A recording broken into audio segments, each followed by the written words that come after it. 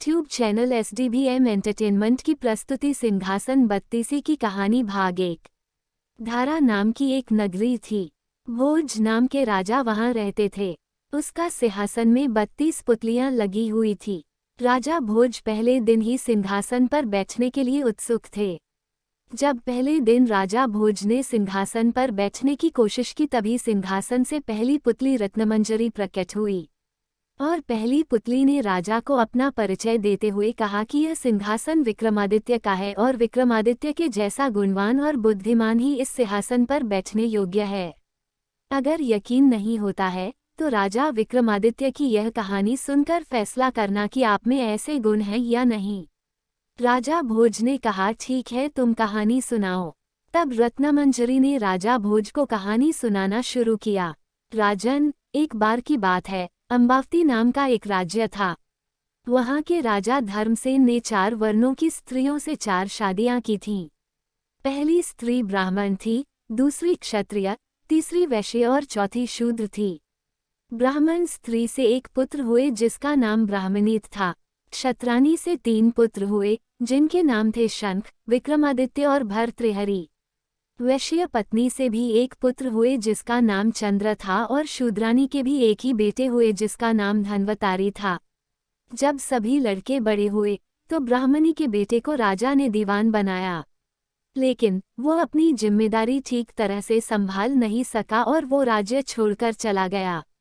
कुछ वक्त तक वो कई जगहों में भटकता और फिर वह धारानगरी नाम के राज्य में पहुंचा और वहां उसे एक अच्छा पद मिला। लेकिन एक दिन उसने वहां के राजा को ही मार दिया और खुद राजा बन गया।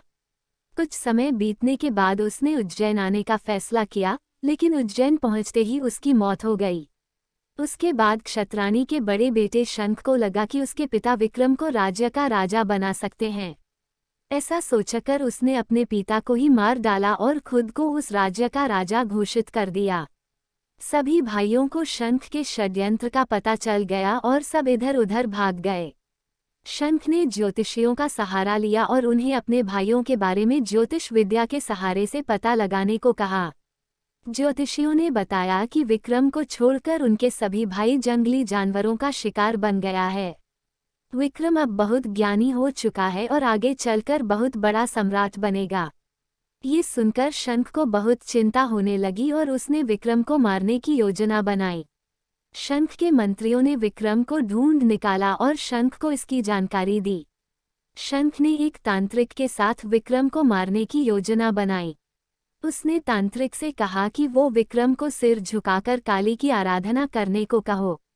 जैसे ही विक्रम गर्दन झुकाएगा तो मैं उसकी गर्दन काट दूंगा। तांत्रिक विक्रम के पास गया और उसने शंख के कहे अनुसार विक्रम को काली की आराधना के लिए सिर झुकाने को कहा।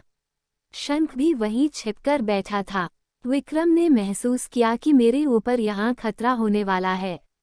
उसने तांत्रिक को सिर झुकाने की विधि बताने को कहा और तांत्रिक जैसे ही झुका शंख ने उसे विक्रम समझकर उसकी गर्दन काट दी। इतने में विक्रमादित्य ने शंख के हाथ से तलवार छीनकर उसकी भी गर्दन काट दी और अपने पिता की हत्या का बदला ले लिया। फिर विक्रमादित्य उस राज्य का राजा बन गए और अपने राज्य और प्रजा का पूरा ध्यान रखने लगे। हर तरफ उनकी जय जयकार होने लगी।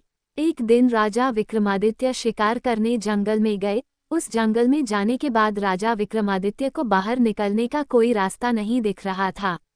इतने में उनकी नज़र एक खूबसूरत महल पर पड़ी। वो अपने घोड़े पर सवार होकर उस महल में पहुंचे। वो महल राजा बाहुबल का था। राजा विक्रम जैसे ही वहां पहुंचे तो वहां के दीवान ने राजा विक्रमादित्य को कहा कि आओ, बहुत मशहूर राजा बनेंगे, लेकिन उसके लिए आपको राजा बाहुबल से राजतिलक करवाना होगा। साथ ही उसने ये भी कहा कि राजा बाहुबल बहुत दानी है और जैसे ही मौका मिलेगा राजा से स्वर्ण जड़ित सिंहासन मांग लेना। ये स्वर्ण जड़ित सिंहासन भगवान शंकर ने राजा को भेंट में दिया था। वह सिंहासन राजा विक्रमादित्य को सम्राट बना सकता है। राजा बाहुबल ने विक्रमादित्य का अतिथि सत्कार और राज तिलक किया। इस दौरान विक्रमादित्य ने राजा से सिंहासन की मांग की और राजा बाहुबल ने विक्रमादित्य को उसका सही हकदार समझते हुए बिना संकोच किए सिंहासन दे दिया। कुछ दिनों तक बाहुबल के महल में रहने के बाद राजा विक्रमादित्य सिंहासन लेकर अपने राज्य वापस आ गए। सिंहासन की बात दूर दूर के राज्यों तक फैल गई। सभी प्रजागण राजा विक्रमादित्य को बधाई दे रहा था। इतना कहानी सुनाते ही पुतली रत्नमंजरी ने कहा कि राजा भोज, अगर ऐसा कोई काम आपने भी किया है तो आप इस सिंहासन पर बैठ सकते हैं। ये कहने के बाद पहली पुतली रत्नमंजरी उड़ गई। ये सुनकर राजा भोज ने उस दिन सिंहासन पर नहीं बैठा और सोचा कि अगले दिन आऊंगा और सिंहासन पर बैठूंगा। दोस्तों, इस कहानी से यही सीख मिलती है कि कभी भी लालच नहीं करना चाहिए और दूसरों का बुरा नहीं सोचना चाहिए। जो दूसरों का बुरा चाहते हैं उनके साथ कभी अच्छा नहीं होता है। कृपया सब्सक्राइब, लाइक और शेयर करें YouTube चैनल SDBM एंटरटेनमेंट।